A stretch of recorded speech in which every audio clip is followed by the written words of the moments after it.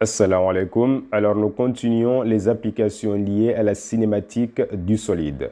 Pour l'application numéro 2, l'étude porte sur l'étude cinématique d'un robot à deux bras, tel que montrent les deux figures.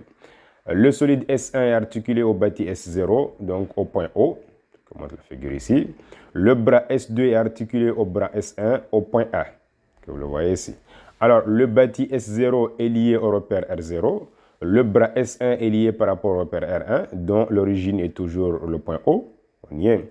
Par contre, le bras S2 est lié par rapport au repère R2, dont l'origine est le point A, que vous voyez ici. Parce que la liaison entre le solide S2 et le solide S1, nous avons une liaison pivot des centres A. On y est. Donc, la liaison entre S1 et le bâti S0 est une liaison donc, pivot des centres O. Alors, on nous donne ici le vecteur OA est égal à A porté par X1, ce qui est normal. Le vecteur AB est égal à ici à petit b porté par le vecteur X2. Alors, maintenant, passons à la résolution de notre problème. Alors, la première question vous demande de déterminer les vecteurs vitesse instantanée de rotation, à savoir oméga de S1 par rapport à S0, oméga de S2 par rapport à S0, oméga de S2 par rapport à S1. Alors, qu'est-ce qu'on remarque?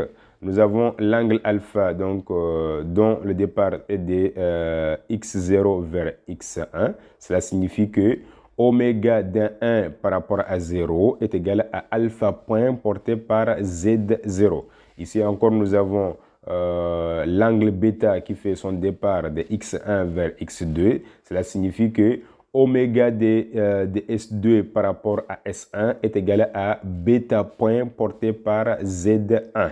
On y est. Donc, on peut modéliser donc, les deux figures suivantes.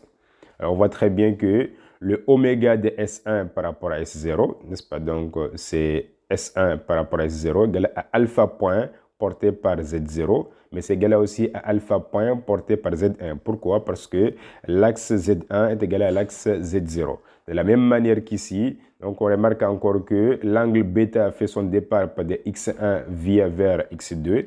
Alors, le oméga de S2 par rapport à S1 est égal à bêta point porté par Z1, égal aussi à bêta point porté par Z2. On y est. Alors, pour déterminer le oméga de S2 par rapport à 0, on doit utiliser la composition des vecteurs vitesse instantanée de rotation. On aura ceci. On sait que oméga de S2 par rapport à 0 est égal à oméga de S2 par rapport à S1 plus oméga de S1 par rapport à S0. Donc, on introduit ici le solide S1. Alors, or, oméga de S2 par rapport à S1 égale à combien? Est égal à bêta point porté par Z0. Et oméga de S1 par rapport à S0 est égal à alpha point porté par Z0. Donc là, on retrouve ici que oméga de 2 par rapport à S0 est égal à alpha point plus bêta point, le tout porté par Z0. Alors, la question suivante, on nous demande ici, en utilisant la méthode directe, de calculer la vitesse du point A appartenant donc de S1 par rapport à S0. Donc là, on va appliquer la formule. Quel est le vecteur position? Alors, par rapport au repère R0, le vecteur position est le vecteur OA. On est d'accord? Donc, on va dériver cela en disant que la vitesse du point A appartenant de S1 par rapport à S0 est égale à la dérivée du vecteur position par rapport au temps dans le repère R0, parce que c'est par rapport à S0. Alors, le vecteur OA, d'après l'énoncé, est égal à A porté par X1. Donc, on peut sortir la constante et là, on aura la dérivée de X1 par rapport au temps dans le repère R0. On est d'accord? Alors, maintenant, on regarde.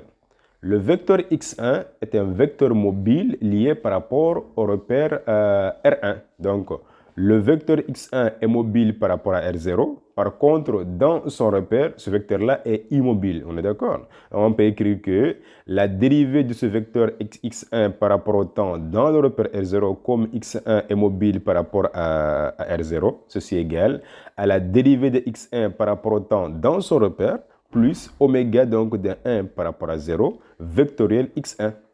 On y est. Donc, la dérivée de x1 par rapport au temps dans son repère est égale au vecteur nul. Alors, ici, oméga de S1 par rapport à 0 est égal à alpha point, d'accord, porté par Z1. Alors, Z1 vectoriel X1 est égal à Y1. Là, on aura ici A multiplié par alpha point porté par Y1. Alors, pour la vitesse de B appartenant à D2 par rapport à S1, on va faire la même chose. Là, on va regarder d'abord quel est le vecteur position. Donc, on va dériver donc, le repère R1, c'est un repère dont l'origine est le point O, d'accord? Parce que le repère R1, donc c'est un repère donc, O, X1, Y1 et Z0, d'accord? Donc, le vecteur position donc, par rapport au point B est égal à combien? Est égal au vecteur OA plus le vecteur OB. Donc, le vecteur OB, c'est ça, ce qu'on appelle le vecteur position. Pour avoir le vecteur OB, ce vecteur-là, on peut utiliser donc le point donc A en disant que le vecteur OB est égal au vecteur OA plus le vecteur AB. Alors, on peut écrire ceci, que la dérivée de OB par rapport au temps dans le repère R1 est égale à la dérivée de OA par rapport au temps dans le repère R1 plus la dérivée de AB par rapport au temps dans le repère R1. Alors, dérivée de OA par rapport au temps, c'est égal à combien? C'est égal à petit a porté par x1. Or, la dérivée de x1 par rapport au temps dans le repère R1, ceci est égal au vecteur nul parce que le vecteur x1 est immobile par rapport à son repère. On y est. Il va nous rester ici dérivée de AB par rapport au temps dans le repère R1. Alors, or, le vecteur AB est égal à petit b porté par x2. Donc, nous avons ici petit b porté par x2, donc dérivé de x2 par rapport au temps dans le repère R1. Donc, on va utiliser comme repère intermédiaire le repère R2 encore une fois. On aura que la dérivée de x2 par rapport au temps dans le repère R1, ceci est égal à la dérivée de x2 par rapport au temps dans son repère, c'est-à-dire R2, plus oméga de 2 par rapport à 1 vectoriel x2. D'accord? Dérivée de x2 par rapport au temps dans le repère R2 égale au vecteur nul parce que le vecteur x2 c'est un vecteur appartenant par rapport au repère R2. Donc le vecteur x2 est immobile par rapport à son repère. Donc on aura dérivée de x2 par rapport au temps dans R2 égale à 0.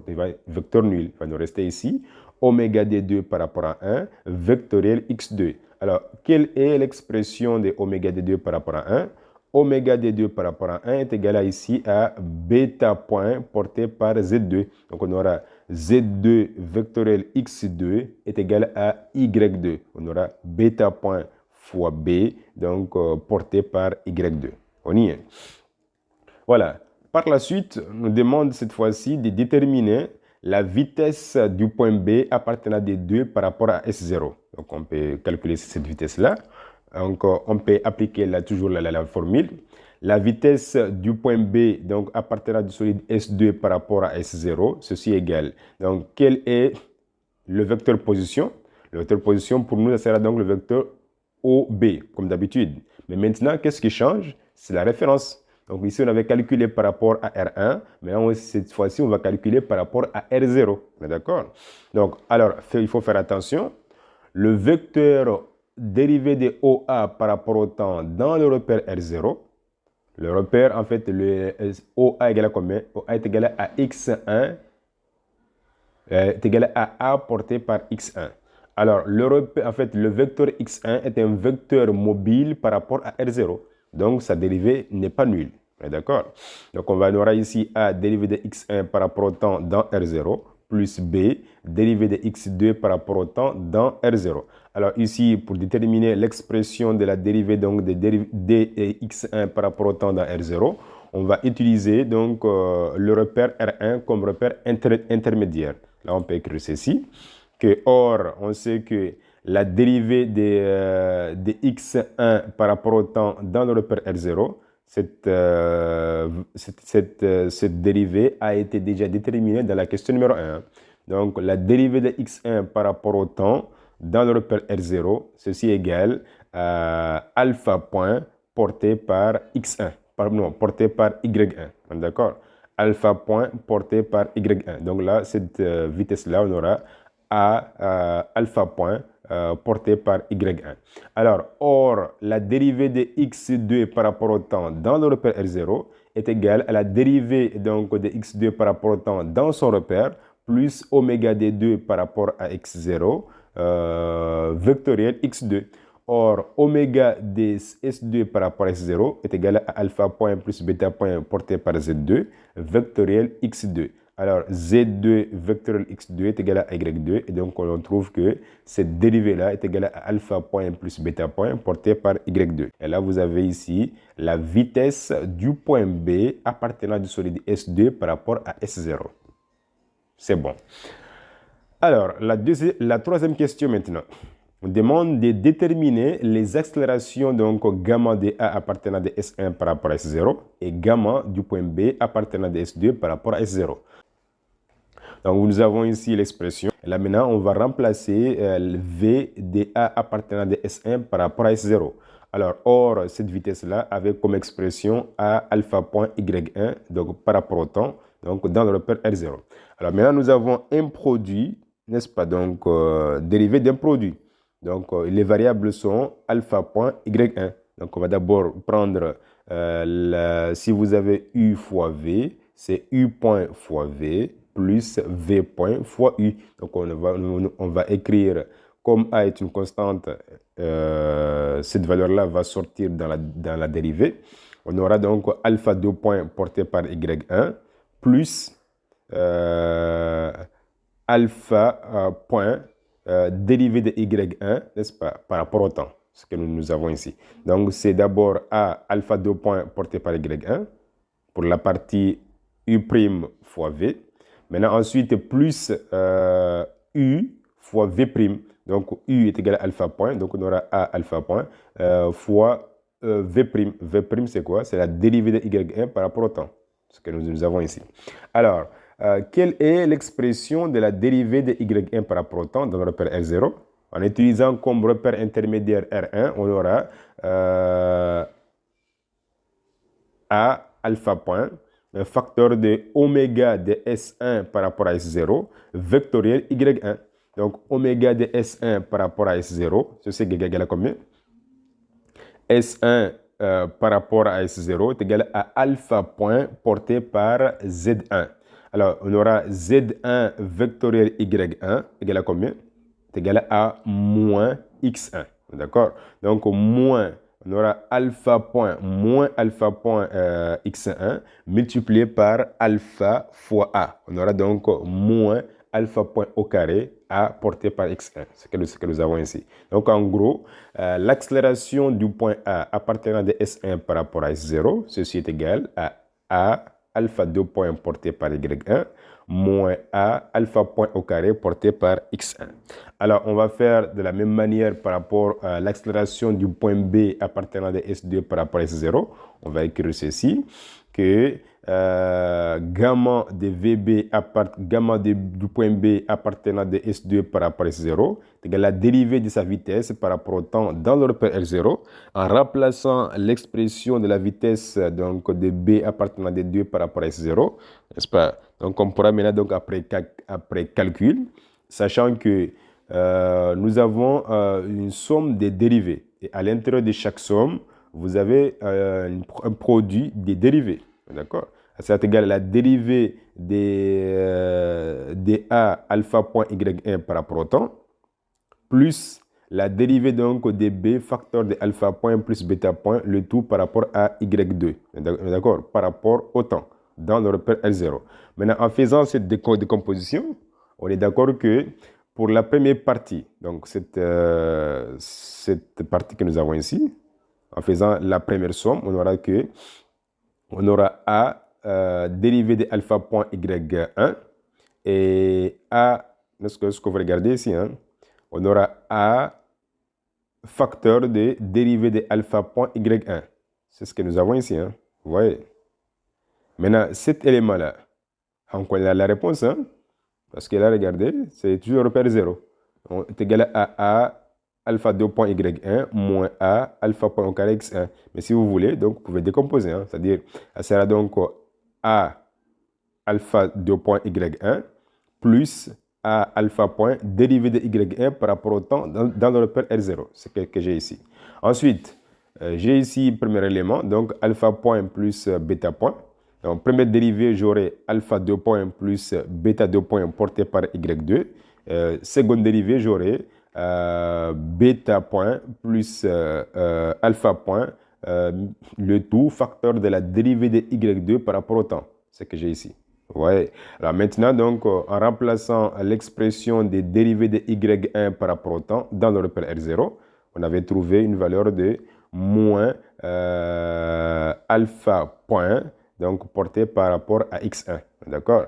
Et la dérivée de y2 par rapport au temps, n'est-ce pas, dans le repère R0, est égale aussi à moins bêta point, donc plus alpha point, porté par rapport à y, porté par rapport à x2. Donc on peut écrire ceci, que or la dérivée de x1 de y1 par rapport au temps dans R0, ceci est déjà calculé, c'est une répétition, il n'y a pas de problème. Donc vous avez, on aura oméga de S1 par rapport à S0, donc vectoriel y1. Donc or cette vitesse angulaire que nous avons ici, cette vitesse donc de rotation instantanée, nous avons égal à alpha point Z1, donc vectoriel y1. Donc Z1 vectoriel y1, ça nous donne moins x1. On va à cette valeur-là. Et dérivée de y2 par rapport au temps dans R0, ce que nous avons ici, est égal à oméga d2 par rapport à 0, vectoriel y2. D'accord? En empruntant donc le repère R2. Parce que la dérivée de y2 par rapport au temps dans R2 est égale à 0. Égal au vecteur nul, raison pour laquelle nous avons cette expression.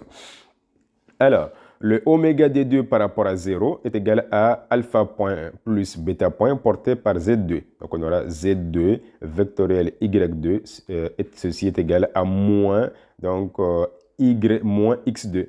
Z2 vectoriel y2 est égal à moins x2. Et là, on aura donc moins facteur de alpha point plus bêta point porté par le vecteur x2. Alors, vous remplacez maintenant donc dans chaque dérivée donc son expression et de là, vous pouvez aboutir à l'expression finale donc de l'accélération du point B appartenant du solide 2 par rapport à 0.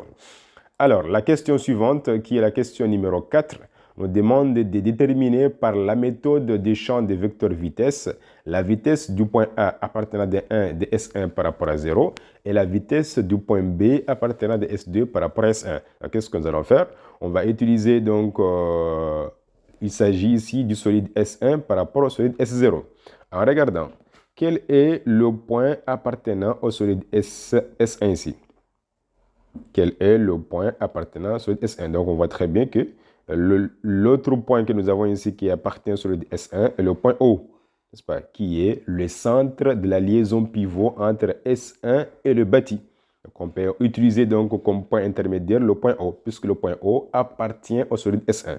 Donc on va écrire que la vitesse donc, du point A appartenant de S1 par rapport à S0, ceci est égal à la vitesse du point O appartenant de S1 par rapport à S0, plus la distance, plus le vecteur AO, donc vectoriel oméga de S1 par rapport à S0. Or, la vitesse du point O appartenant de S1 par rapport à S0, donc le point O représente le centre de la liaison pivot entre le système S1 et le système S0. Donc, sa vitesse, elle est nulle. Tout est nul. Maintenant, il va nous rester AO vectoriel oméga de S1 par rapport à S0. Le vecteur AO, on voit très bien que ce vecteur-là s'oppose par rapport à X1. Donc, AO est égal à petit a, à moins petit a porté par X1, ce que nous avons ici. Or, oméga de S1 par rapport à S0 est égal à alpha Z1. Donc, en effectuant le subproduit vectoriel, on aura que X1 vectoriel Z1, ceci est égal à combien? À moins Y1. On y est. Moins donne plus, on aura donc A alpha point Y1. Alors, maintenant, pour déterminer la vitesse du point B appartenant de S2 par rapport à S1, nous devrons trouver en fait un point appartenant au solide S2 pour qu'on puisse appliquer la méthode des champs des vecteurs vitesse. Alors là, on va regarder, pour nous, on voit très bien que ça sera donc le point A, parce que le point A appartient donc au solide S2. Donc on peut écrire ceci, que la vitesse du point B appartenant de S2 par rapport à S1, ceci est égal à la vitesse du point A appartenant des 2 par rapport à S1, plus le vecteur BA vectoriel oméga de S2 par rapport à S1. On y est, ce que nous avons ici. Alors, oméga, en fait, la vitesse de S2 par rapport à S1, qui est donc ici donc, par rapport au point A, est nulle. Pourquoi? Parce que le point A est le centre de la liaison pivot donc de S1 par rapport à S2. D'accord? S2 par rapport à S1 est en liaison pivot des centres A. Donc, la vitesse par rapport au centre de la liaison pivot est toujours nulle. Donc, on aura ici VDA appartenant des deux par rapport à S1 est égal au vecteur nul. Il va nous rester BA. À quoi vaut le vecteur BA? Le vecteur BA est égal à moins petit b porté par x2, c'est ce que j'ai ici. Alors, vecteur, en fait, le oméga des 2 par rapport à 1 est égal à combien? Est égal à bêta porté par x2.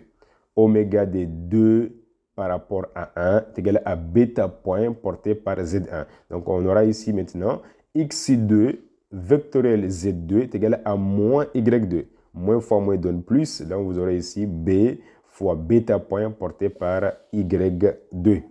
Alors, autre question. On demande maintenant par la suite de déterminer les torseurs cinématiques donc, suivants.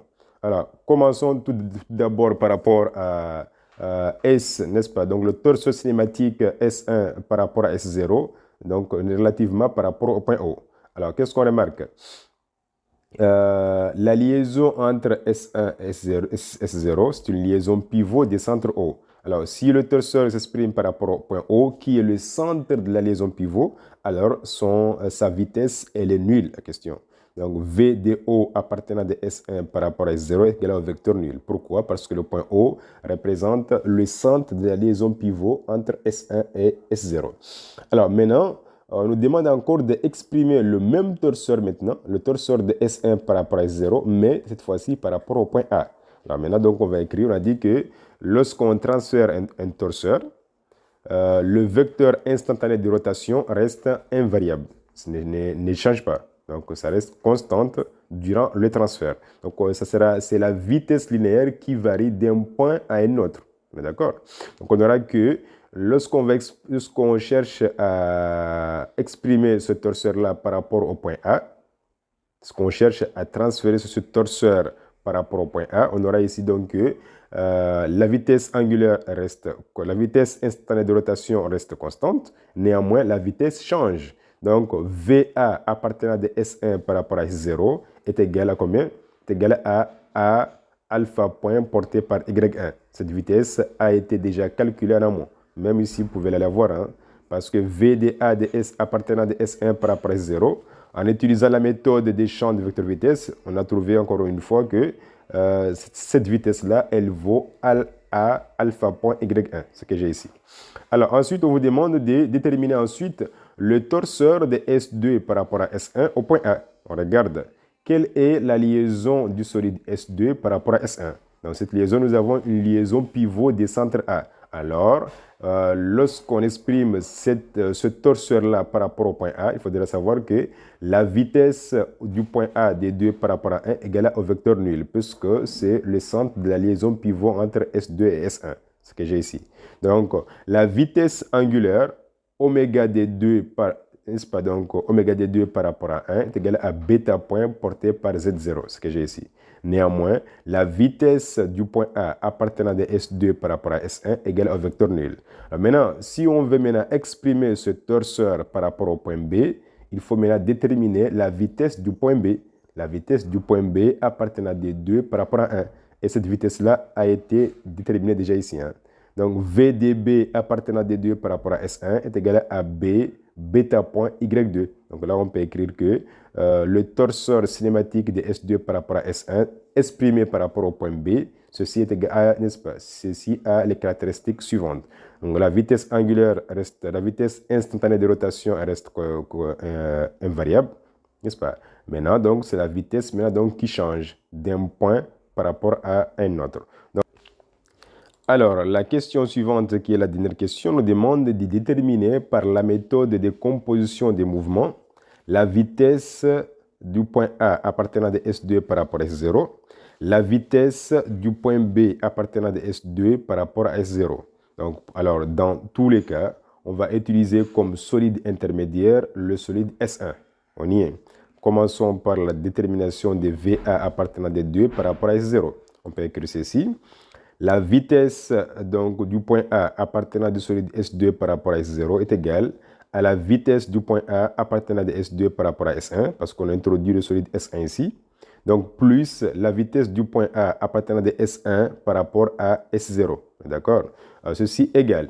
Or, la vitesse du point A appartenant des 2 par rapport à S1, 2 par rapport à S1 égale au vecteur nul, parce que VA des 2 par rapport à S1, le point A est la liaison, donc, n'est-ce pas, et le centre de la liaison pivot, donc, n'est-ce pas, de S1 par rapport à de S2 par rapport à S1. Donc, ce vecteur-là égale au vecteur nul. Il va nous rester que la vitesse donc, de A appartenant de S1 par rapport à S0. Or, cette vitesse-là, donc, on l'a ici. Donc, c'est A alpha point porté par Y1, ce que j'ai ici. Ensuite, j'utilise encore la même méthodologie, mais là, je dois insérer encore S1 ici. Donc, j'aurai VDB appartenant de S2 par rapport à S0 égale VDB appartenant de S2 par rapport à S1 plus VDB appartenant de S1 par rapport à S0. Or, la vitesse donc de B appartenant des 2 par rapport à S1, nous l'avons calculé ici en haut, est égale à B bêta point porté par Y2. Maintenant, on doit déterminer maintenant la vitesse du point B appartenant donc de S1 par rapport à S0. Donc, on peut écrire ici en utilisant donc la méthode des champs de vecteur vitesse, on peut écrire que la vitesse du point B appartenant de S1 par rapport à S0 en utilisant donc le point O, parce que le point O, c'est un point appartenant au solide S1. D'accord? Donc, on peut écrire la vitesse du point O appartenant au solide S1 par rapport à S0 plus BO vectoriel oméga donc de 1 par rapport à 0. On y est. Alors, or, la vitesse du point O appartenant de S1 par rapport à S0 est égale au vecteur nul, parce que le point O est le centre de la liaison pivot de S1 par rapport à S0. Alors, BO, quel est le vecteur BO? BO est égal à moins B porté par X2 moins A porté par X1. Donc, on peut mettre moins facteur, donc vous aurez ce résultat qui est là. Or, oméga de S1 par rapport à S0 est égal à alpha point porté par Z0. Alors, en faisant le produit vectoriel, on trouve ici A alpha point Y1 plus B alpha point Y2. Alors là, j'ai l'expression de VB appartenant des 2 par rapport à S1. J'ai maintenant l'expression de VB appartenant de S1 par rapport à S0. Alors, en faisant la somme, on trouve que la vitesse du point B appartenant de S2 par rapport à S0 a pour expression suivante. Donc, alpha point A, Y1, plus B, facteur de alpha point plus bêta point, porté par l'axe Y2. Voilà où s'achève cette application liée à la cinématique du solide. On se retrouvera prochainement pour une autre application. Je vous remercie.